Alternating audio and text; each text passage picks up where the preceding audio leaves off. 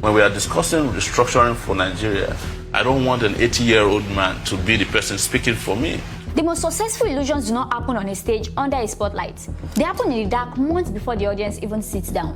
When people think of a stolen election, they picture the crude, chaotic methods of the past. Shattered ballot boxes, hired thugs in the streets, altered figures written on stained sheets of paper in remote counting rooms. But the people who truly understand power know that those methods are obsolete. They are too loud. They leave too many footprints. They invite international sanctions. In the modern era, the ultimate political fraud is entirely bloodless, perfectly quiet, and completely legal.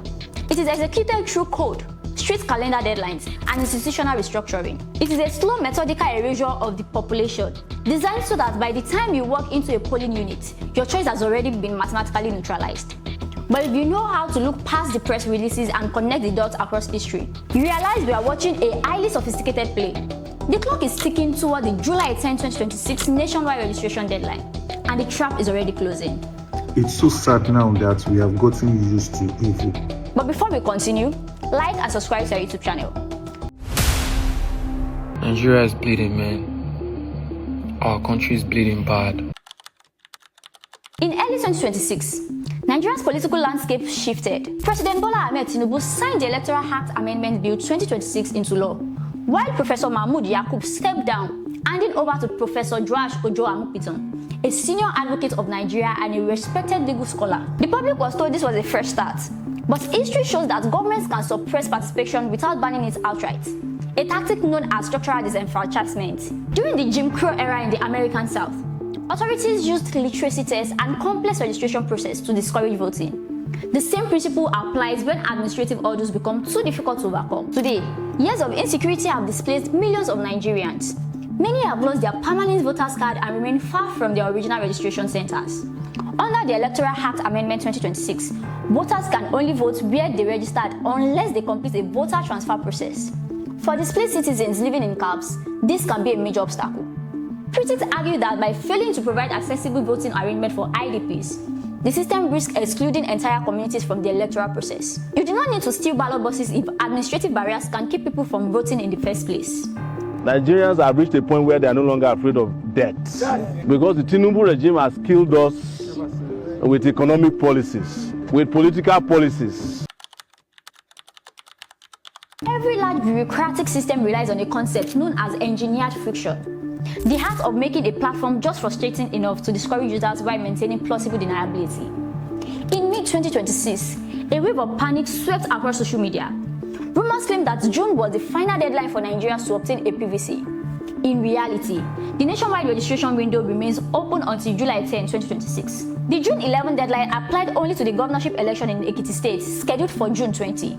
But who benefit from this confusion? When misinformation meets a digital registration portal plagued by crashes, slow loading times, and failed connections, frustration becomes inevitable. Citizens attempting to register or transfer their voter details are often met with endless delays and technical obstacles. This is not uniquely Nigerian. Similar concerns emerged during the 2018 elections in Georgia, USA, where voter registration system reportedly experienced technical problems and server overloads close to critical deadlines. When a registration portal remains unreliable during a crucial electoral period, it creates a bottleneck. Combined with strict deadlines, such barriers can disproportionately affect those with limited access to technology, time, or resources, leaving many discouraged from participating in the democratic process. This brings us to the deepest layer of the investigation, the change in leadership at the Commission. When Professor Joash Ojo Amukpiton's son was sworn in as the new INEC chairman, much of the media highlighted his distinguished legal career. He's a respected academic, a senior advocate of Nigeria, and an expert in the law of evidence and corporate governance. But consider this from a strategic perspective. Why replace a controversial chairman with an elite legal mind rather than a technology or logistics expert? One argument is that the major battles of the 2027 election may be fought less as polling units and more in the courts. The previous administration left behind significant public distrust, particularly after controversies surrounding the transmission of results during the 2023 elections. The system, critics argue, needed a stronger legal defense. By placing a seasoned legal strategist at the helm, every administrative decision, from registration deadlines to voter transfer requirements and digital platform policies, can be defended within the framework of the Electoral Act 2026. It is a powerful defensive strategy. Restrictions, deadlines, and technical bottlenecks can all be presented as lawful administrative measures rather than political obstacles. In that sense, the system becomes more difficult to challenge because it is shielded by the authority and the language of the law.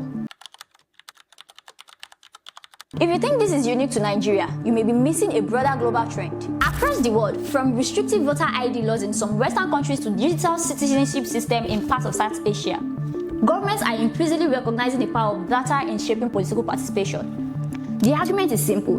Rather than changing people's minds, those in power can influence outcomes by determining who successfully navigates the registration process. In Nigeria, critics argue that keeping the voter register separate from the National Identification Number (NIN) database creates unnecessary barriers. By requiring citizens to obtain and manage physical PVCs within strict timelines, voting can become a stressful process rather than a seamless civic right. The system feeds on frustration. The moment citizens encounter obstacles, lose confidence and disengage from the process, participation declines. And when voter turnout falls, the number of votes required to secure power decreases, giving well-organized political structures a significant advantage. That is why political apathy can be as consequential as any electoral controversy.